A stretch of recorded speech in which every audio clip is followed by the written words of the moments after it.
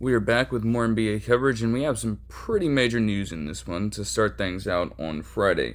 The Lakers would sign Luka Doncic to a 3-year, $165 million deal. Now, it is a major contract, although it should be noted that this is a loss of money. He could have gotten more if he had originally stayed with the Mavericks, but we all know what ended up happening on that fateful day in February. Somehow, someway, he is now a part of this Lakers team, and given just how young he is, they are pretty much set for the future. His resume, to this point, speaks for itself. He is one of just, I believe, 7 players to make 5 straight All-NBA first-team appearances before turning 25 years old, I believe.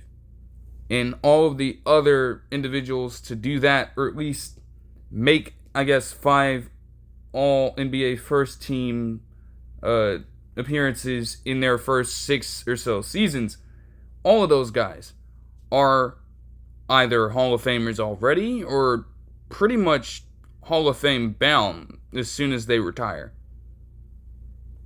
He's got all the numbers you would want, averaging a career 28.6 point, 8.6 rebound, and 8.2 assists per game split on 46.8% shooting and 35% shooting from deep.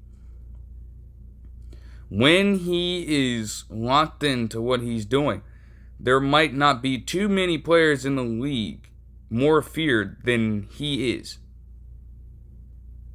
And yet this is with all of the supposed troubles that have ailed him throughout the course of his career, especially the past few seasons. Despite getting the Mavericks to the finals just last year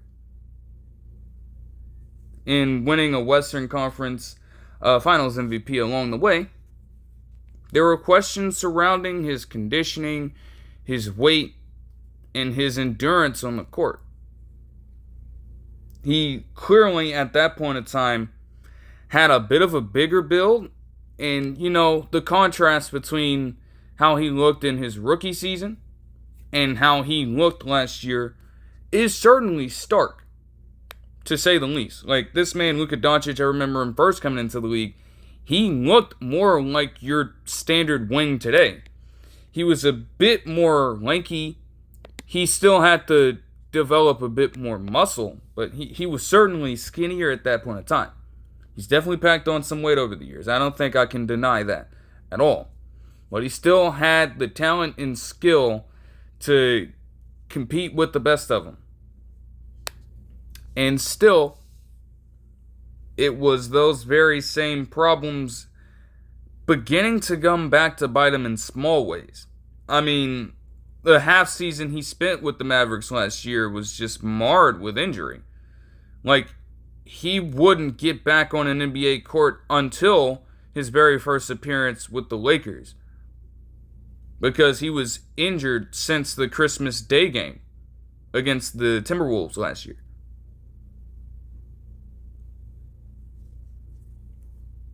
In that time span, I guess the Mavericks just got sick and tired of continuing to take a chance on him, even though it had been paying off ever since he got there. They let him go.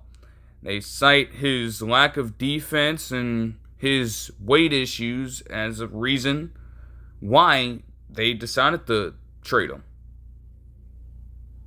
And it certainly had major implications for everyone involved. It could have potentially jump-started the Lakers' future. It certainly hurt the hell out of Luka Doncic, even with him still being in this shape. And I guess the Mavericks, they had their own stroke of pretty bad luck up until they got the number 1 overall pick in the draft lottery. Injuries upon injuries to some of their most important players on the team following that deal. So still, when you think about it all these months later, it was crazy. And Lakers fans, as a result of it, were certainly hyped up about it. They were screaming championship. They were definitely anticipating his first game with the Lakers, which ended up being against the Jazz. And they still packed out that arena for it and everything. Now, in that half season with the Lakers, Luka Doncic did average right around similar numbers he had in his 22 games with the Mavericks last season. 28.2 points per game, 8.1 rebounds per game, and 7.5 assists per game on 43.8% shooting from the field and 37.9% shooting from deep, including a rematch against the Mavericks in April that saw him torch the shit out of his former team, by the way. They will never be able to live that down. A 45-point outing from that man with 7 threes. Just putting belt to ass on them. All because they decided to let him go like that. Like, they fucked up. They fucked up, man. Just one of the more memorable games from last season. In a season full of pretty outstanding basketball, to say the least. But still, come playoff time, they crumbled. They crumbled greatly. And that's the key. As great as Luka Doncic is, when you're not in the right shape and in the right condition, he is a player that could be greatly exploited. And that was seen last playoffs, even though the Mavericks got to the championship. It was aided by the fact that, you had great defenders on that team. A Daniel Gafford, a Derek Lively, to help Luka Doncic on that back end if he got beat. Even though the numbers, when he was the primary defender, still looked heavily bad. And then you get into this year's playoffs against the Timberwolves. It's a similar story, only the Lakers, at that point, they were a very thin roster with no depth whatsoever, and all of their starting caliber players weren't really great enough individual defenders to compete with the Timberwolves. You pair that up with the fact that they were just getting run through the ground by J.J. Redick, especially in the last game. And their energy, even though they were able to get a game, was completely shot by the end of the series. Like, even if they would have kept the series alive, there's no telling that they would have won at all. They were just gassed at that point. And J.J. Redick addressed it. He called out the entire team over this, targeting Luka Doncic in a way, directing his attention to him through some of his statements, saying that they needed to get better conditioning in the offseason, and they needed to be far more energized than they were, because that ultimately did them in. With what Luka Doncic has been doing over the course of this summer, and maybe you do pair that up with the fact that he had an extension in play, and maybe a few other personal motivations of his, no matter what you speculate he used as fuel, he got his body right this summer. He has been making waves all around the country, going on Jordan tours and making an appearance on the Men's Health magazine cover, doing a lot while getting his body in shape. Looking incredibly skinny at this point. In terms of muscle, I'm not sure. But if he can get back to that form and retain the same skills while potentially ramping up that energy and defense, the Lakers look extremely dangerous in that situation. And, you combine this personal development from Luka Doncic along with everything else the Lakers have done this offseason, as unorthodox as some of it might be, they're doing as best as they can to build a complete roster while avoiding crossing the second apron. Because they're very much still in danger of doing that. And that's why they had to take some of the cost-cutting measures they did earlier in the offseason by letting a few players go in the first place. But of course, the Lakers, it's just a lot of hypothetical conversation right now, I'll say. Because even with Luka Doncic getting this deal and looking healthier, you gotta believe it to see it. You gotta see him put in that effort on defense all throughout the season. And you gotta make sure that he is as healthy as possible, especially come playoff time, so that he is in the best condition possible and in great command of the team to help lead them to a championship either this year or down the line. That's the other component of this as well. This move, whether people may like it or not, it does give the Lakers a true purpose and a true direction as it pertains to their future. Matter of fact, one could argue, and I would even say, that the second that they hung up the phone, Pelinka hung up the phone on Nico Harrison, I guess. The second that happened and news broke that Luka Doncic got traded to the Lakers, the very minute that happened, even with all of the delusional Lakers fans out there thinking that they were going to contend for a title in that same season and ultimately got heartbroken by what truly happened. This is a play for the next decade plus. And the totality of what they do over the course of the next 10 or more years with Luka Doncic on this squad will result in us deciding whether or not they truly won the deal. But making it was a step in the right direction towards a future where Luka Doncic is the franchise guy now. He is the driver of ticket sales and other merchandise for the organization. He is their core player now. He already was as soon as that deal was made. And an extension of this sort confirms it as well, especially with what ends up following all of it. Because, this extension is just the cherry on top for them this offseason. They've gotten a number of guys that Luka himself would personally advocate for. I mean, Marcus Smart cited that Luka Doncic told him something that motivated him to come to the team.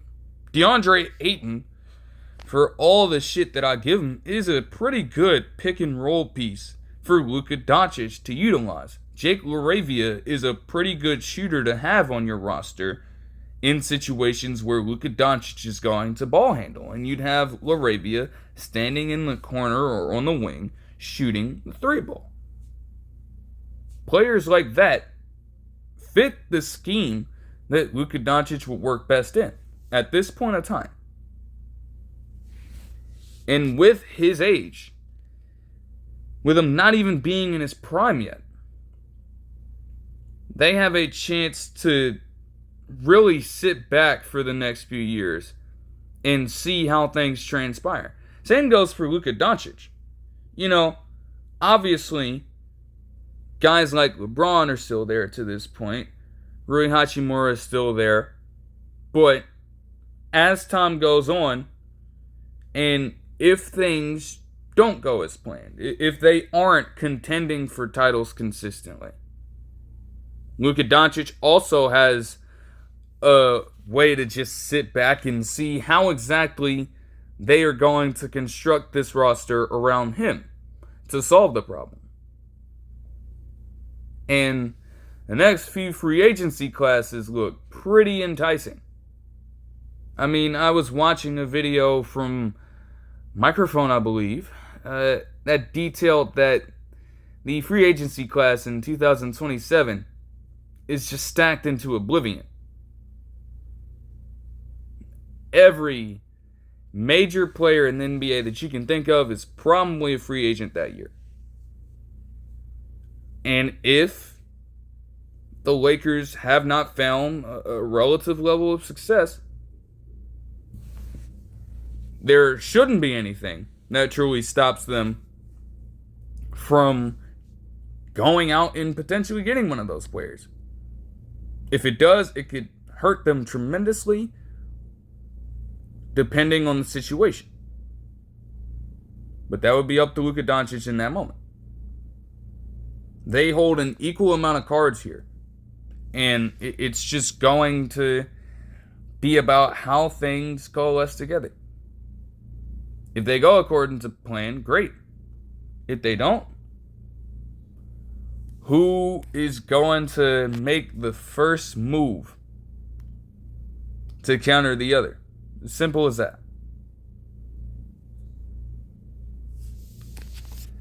Nonetheless, I'm sure that the Lakers are going to do everything in their power to make sure that they don't screw this up. I mean, this is literally a once-in-a-generational talent. Literally being sent to this team in something that rarely ever happens. You know, the Lakers aren't a team that consistently plays around with their franchise stars like that. I mean, even when you look at the fact that Kobe Bryant almost left in like the mid-2000s, they still did everything in their power to retain his services. I'm not necessarily comparing one to one. I'm not getting myself in that territory right now. But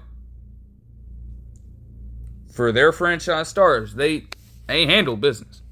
And with them now being a franchise that was recently acquired for that high of a valuation, the highest ever valuation for a franchise at the point of sale in NBA history, if he plays out this contract, he is going to be in for a massive payday come 2028. Because at that point, the 2027 free agency period would have passed. He would have been able to diagnose exactly where this team is headed, and at that point, he can do whatever he pleases. He could leave, or he could stay in 2028 and sign a 5-year, $417 million deal. That is just an absurd number to think about. We're talking over $83 million per year for him. And if he performs at the same rate he has already to start off his career, I don't think there's anything really stopping him from getting that kind of deal. And even still, by 2028, he might not even set the market for the highest paid player in the league, even when we're talking about $417 million. Because a few other players at this point of time who are reaching Supermax extension eligibility could get even greater deals at that point. And it would just continue to top itself from offseason to offseason. So that is just crazy as hell to think about. Truly. But yeah, safe to say that, man, if they play this thing right, again, it was kind of handed to you, I would say, because of Nico Harrison's dumbass, but, you know, as long as they continue to handle everything accordingly. Man, Luka Doncic is probably, I would assume, he could be there at least for the next decade. I don't know about him being a lifer for the rest of his career there. At least for the next 10 or more years. He is going to be the staple of that organization. They're counting on it, and frankly, he is too. With the moves that they make,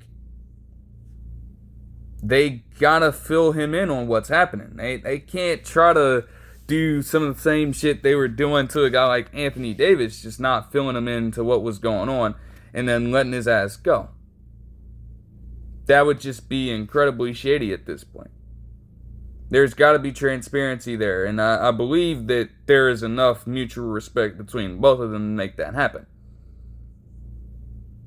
Now, honestly, what I will say as well in addition to that, there are reports stating that LeBron wasn't there at it, and honestly, I do think that's a non-story.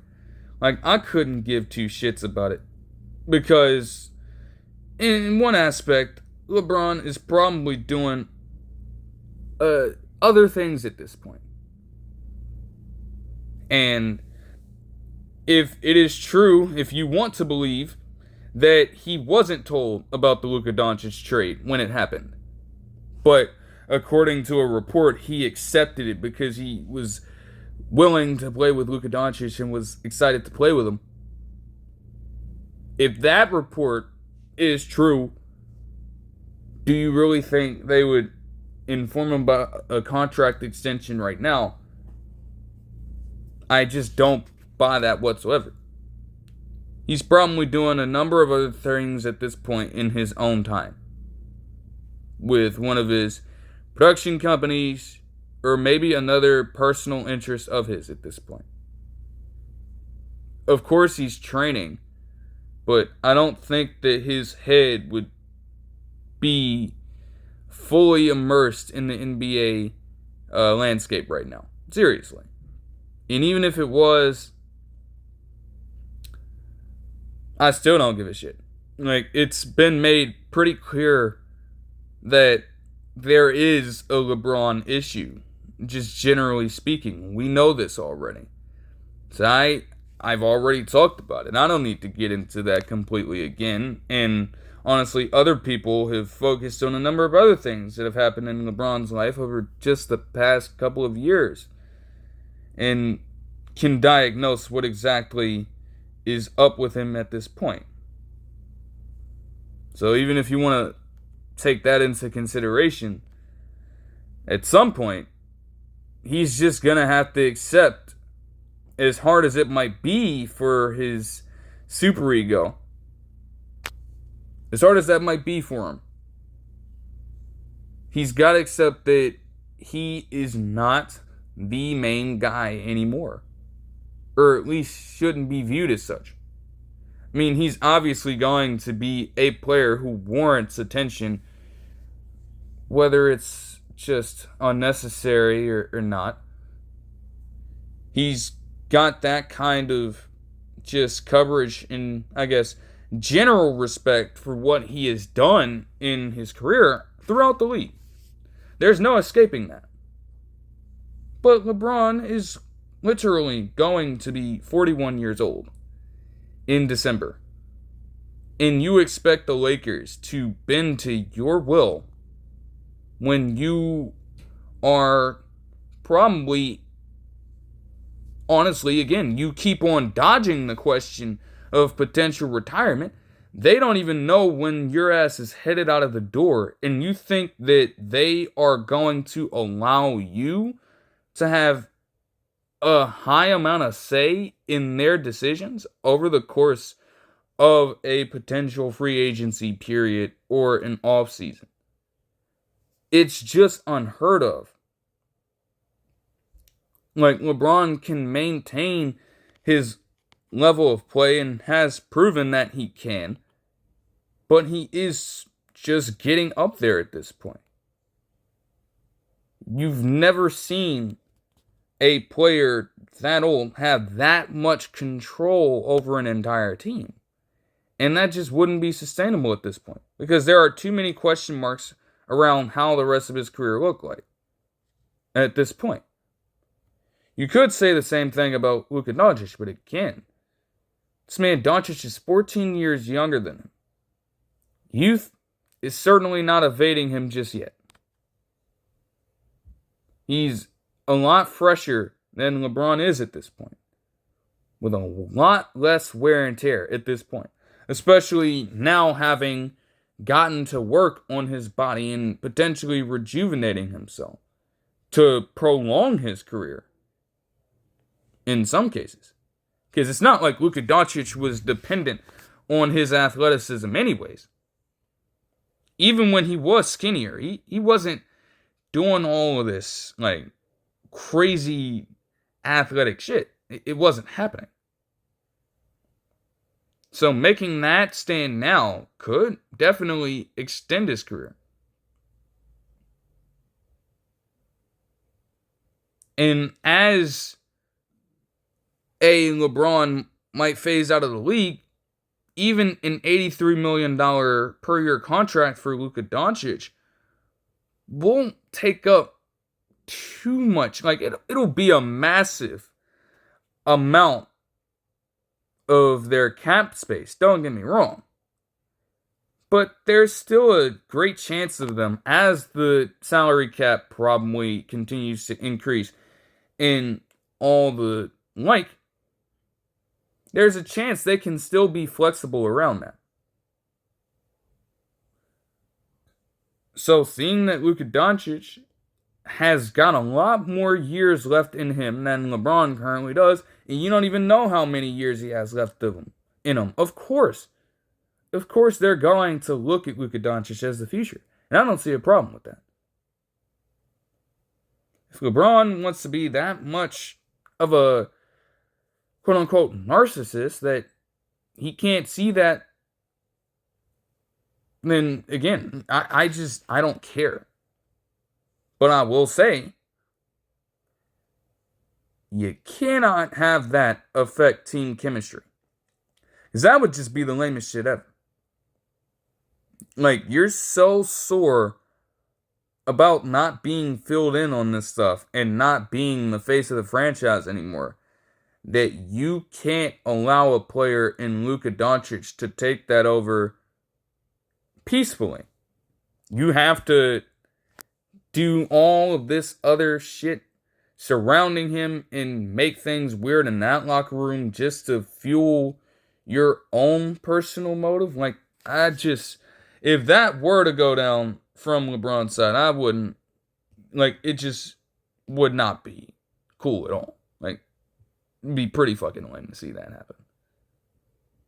Like, you're that excited to play with him, but the second they decide to choose him over you, and again, it can be hard from his perspective. I will say, I'll give him some grace. It can be hard.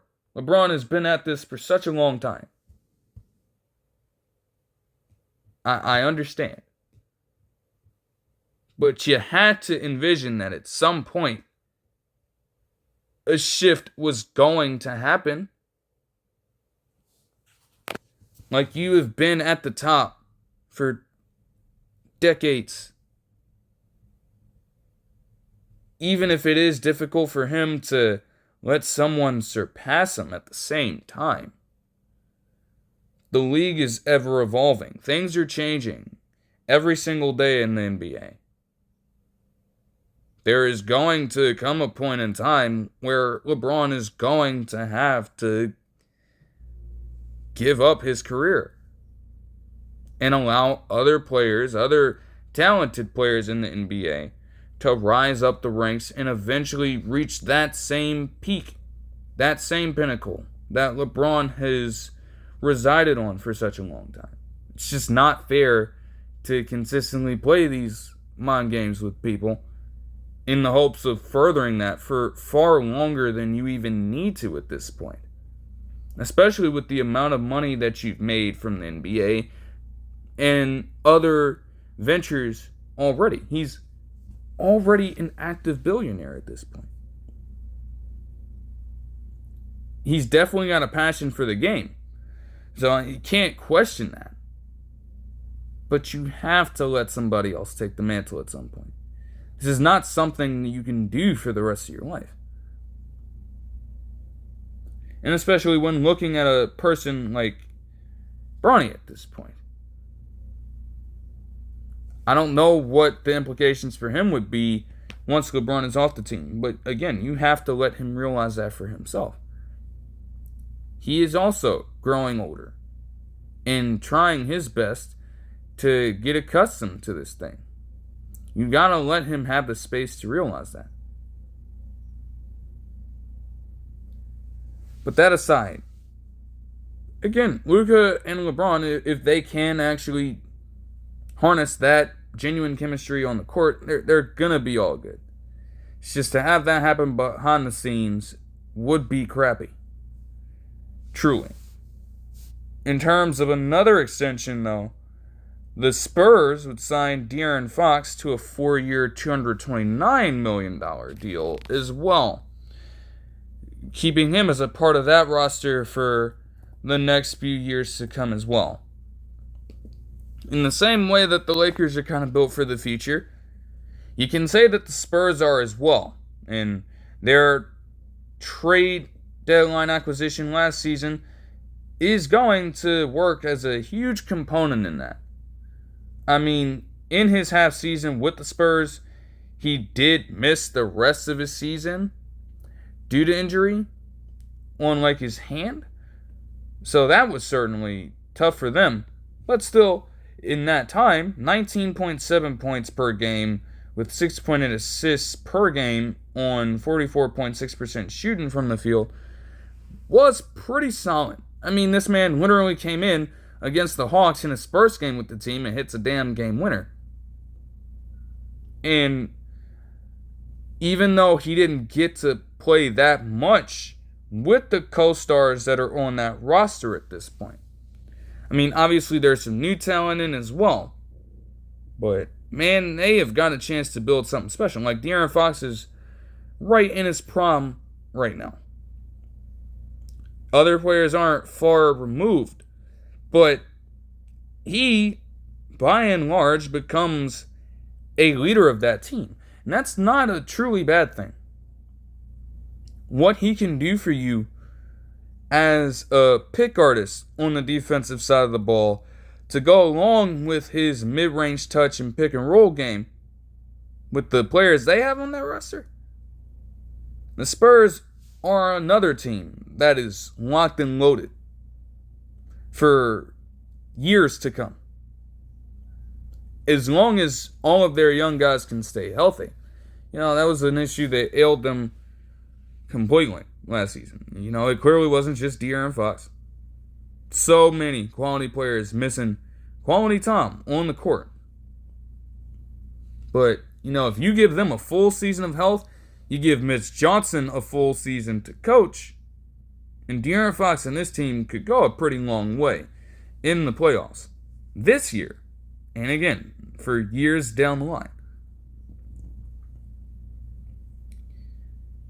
You know, he is just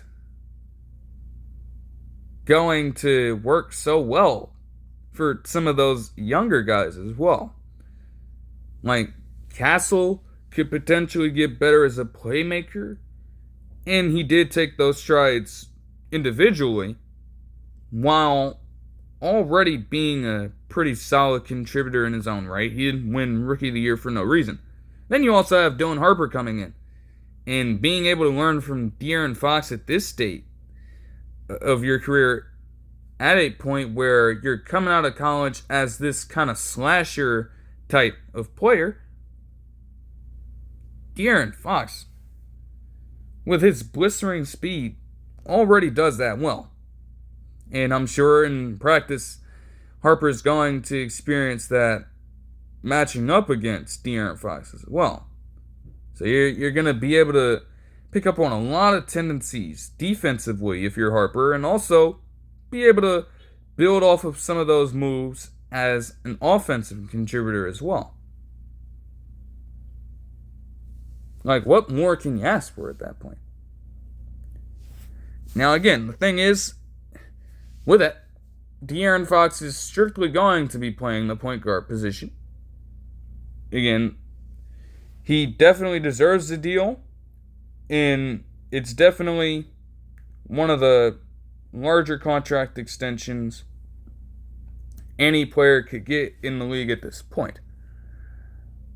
But if they try to make it into a situation where he's playing another entirely different position, it's just not going to work. Like, he would have to play the point guard position. He's just too small. And honestly, at this age, that's not changing at all. And I wonder if they're going to, on certain nights, potentially have to, like, get De'Aaron Fox in a reduced role. Obviously, in situations where he got injured, that would probably happen. And I'm talking about on nights where he may be struggling, because everybody's going to have those nights. But in those moments, I would be very interested in seeing what Mitch Johnson does, to be completely honest with you. Because you have good backup plans. But there is no other place to shift De'Aaron Fox to if he has a night where he's just horrendous on the floor. So, one of the better solutions, one of the better alternatives, might very well just be to reduce his role. And that would be pretty interesting for a player making that much money. But again, those nights, again, are inevitable and at the same time fleeting for a player of his status. Like, he's been a pretty good player throughout his entire career. Although his spacing is yet another aspect that should look to improve. I mean, he had been taking strides with it and then just had another precipitous drop in this half season. Like, just 27.4% shooting from deep. Even though he was playing well, like, there are going to be nights where they ask you to start spacing the floor, and you're shooting far below league average in response to that. That ain't going to bode too well for him. I can tell you that right now. But in all seriousness, man, it's a great deal for the Spurs. And for this iteration of the team, it's one of their biggest deals and probably the first major deal they're going to be handing out. Because, man, an inevitable record-setting Wembanyama contract is coming. With these media deals in place, with the market continuing to rise for Supermax players, it's probably going to happen. It's going to be a doozy, but it's going to go down. I'm very certain of it. But, hey, that's why it's important as well, with all of these players being as young as they are, to find your core veteran pieces and get them on long-term deals. You can afford to do that when most other players on this squad right now are either on rookie-scale contracts in the NBA or just standard veteran deals. You can get away with paying him $57 million, and it won't really hurt you right now. That's why, at least maximizing on it, maybe one time even, because of how parity has kind of worked its way back into the league at this point. It's just hard.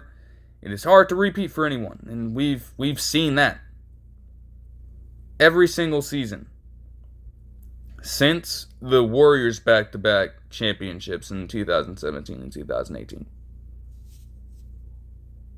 Like, it's back.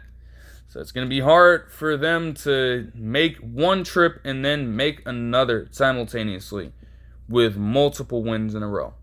But if they can get at least one championship win under this De'Aaron Fox contract, before they have to pay Castle and I would suppose Wembanyama the big bucks.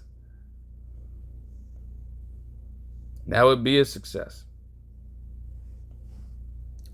In terms of a couple pieces of news that just happened today, the Celtics decided to get pretty active before I even started up this video, as they would trade Georges Niang and 2 future second-round picks to the Jazz in exchange for UDFA R.J. Lewis Jr.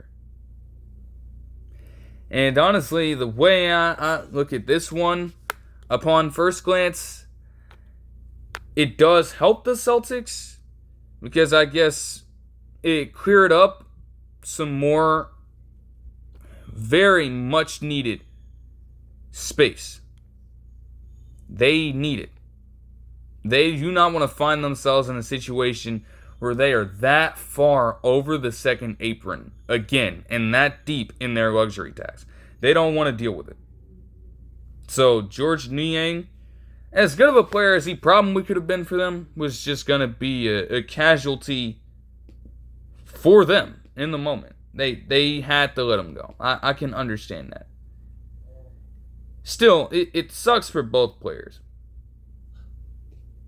Because to send Georges Niang to the Jazz, again, you already have moved on from John Collins, I guess. But now you have Kyle Anderson there already. And you have Georges Niang now. Who's starting? Who's coming off the bench? Are either of them going to be willing to come off the bench at this point? There's no way for you to diagnose that right now. He could be a solid contributor either way, but they're kind of building back up that logjam at that position in Utah. So I don't know how many reps he really thinks he's about to get there. Not to mention, Jusuf Nurkic is also there as a potential center or power forward. So again, where exactly would he fit in this offense? I don't know. I can't see it right now. Like, the Jazz can't afford it. They are a team that isn't very good anyways, I guess. And again, for the Jazz to have to take that on, that's a marginal improvement at best. And with some of the other younger talent there, a lot of these players are not going to see consistent minutes anyways. Like, first get Kevin Love and Kyle Anderson and now Georges Niang on a roster with so many young wings. Those guys have to develop way more than Niang, Anderson, and Nurkic. They could probably learn a few things from those three. There's obviously room for that, but it's like, what exactly do you expect them to do? They're literally, if you commit to them for a long period of time, they're taking reps away from those players that need to develop. So from that standpoint, it's unfortunate for the Jazz. And then for R.J. Lewis Jr. in this case, it was already going to be a rough one for him. Already having his draft stock just plummet in just a span of minutes hurt him in the first place. You're thinking he can get a chance with the Jazz, and again, even being signed as a UDFA in that moment, you already had them draft Walter Clayton Jr. and Ace Bailey in the first round of it. You already have Isaiah Collier and Keontae George on your team. Was there really going to be any space for him to do much of anything, even as a potential gem? I don't know. And then to now bring those talents over to the Celtics, it's like, I just don't know where that really leads for him. Because on one end, given what they would do next, there is only a slight chance still that he would get enough playing time with the Celtics team to last. And that's only because of the direction they're probably going to take this season. It's going to be a struggle without Tatum, so they're going to try to make up for those contributions in a number of different ways. On some nights, maybe they feel as though R.J. Lewis Jr. will be able to fill the job. So that would be pretty solid at that point. But, on the other hand, they might give other looks to guys like Jaylen Brown at that position, or Jordan Welsh, or J.D. Davison. Guys that they've now signed to extensions. How in the hell is that going to work? R.J. Lewis in that potential situation would be just the fourth guy. And he's definitely not going to see the court at that point. I don't know. But we're going to see. We're going to see. It's just a rough start to the career of R.J. Lewis Jr. at this point. Like, they already punt on you before you so much as play a game with them. I don't even think he played in any summer league game with them. And just like that, they move on from him. There are still going to be questions of whether or not the Celtics actually take him on. So I don't even think it is honestly fair to project what he could potentially do with the team, because we don't even know if he'll be with the team by the start of the season. If the Jazz could just do that to him and not care. We'll see what happens. But as far as the power forward position goes, the Celtics seem to be in a pretty good spot, even with moving on from Georges Niang, because to tie in with that trade, they would sign Chris Boucher to a 1-year, $3.3 million deal. And to get him at that low of a price is an exceptional move. It keeps them far, far below the second apron. And for value, it gives them a very good player. I mean, throughout his entire career, he's been a very good stretch four off of the bench. And I would assume that he's going to take on the same role here. He's only started 23 career games out of 407 that he's played in. So he's definitely going to be a bench guy. But when that same person can give you 10 points per game and 4.5 rebounds per game on 49.2% shooting from the field and 36.3% shooting from deep, splits he had last season. Also, combining that with the fact that he's 6'9", oh yeah, you're certainly taking that on. And not to mention, with that size, he can play multiple positions if you need him to on the defensive side. He could be a small ball center, he could be a power forward, and he can also be a small forward, rather, with a length that he possesses already. It paid off because he can say that he's a 2-time NBA champion in his role. And the Celtics, again, I don't think they're going to get back there without Jason Tatum. But at the very least, you have a player who will keep you competitive in those spot minutes off the bench. No matter how a game is going, you can definitely rely on him to get you those consistent contributions every single night. And that's all the Celtics need right now. They don't need a guy who can be a one-to-one, skill for skill, talent for talent replacement with Jason Tatum.